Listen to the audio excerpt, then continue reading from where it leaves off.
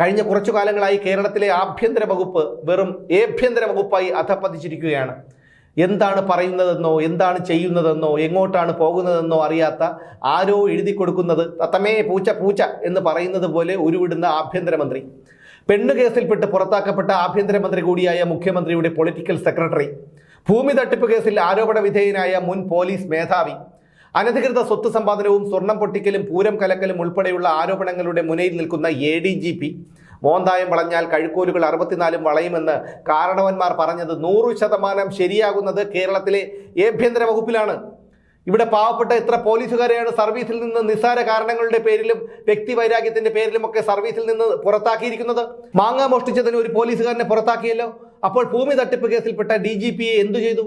പണം തിരികെ കൊടുത്ത് DGP തലയൂരി. അങ്ങനെയാണെങ്കിൽ മോഷ്ടിച്ച മാങ്ങയോ അതിന്റെ 100 ഇരട്ടി വിലയോ തിരികെ കൊടുത്താൽ ആ പോലീസുകാരനെ തിരിച്ചെടുക്കാമല്ലോ. മോഷണത്തെ ന്യായീകരിക്കുകയല്ല, പറയുമ്പോൾ എല്ലാം പറയണം, അല്ലാതെ പേടിച്ച് പഴം വിഴുങ്ങിയിരുന്നിട്ട് കാര്യമില്ലല്ലോ.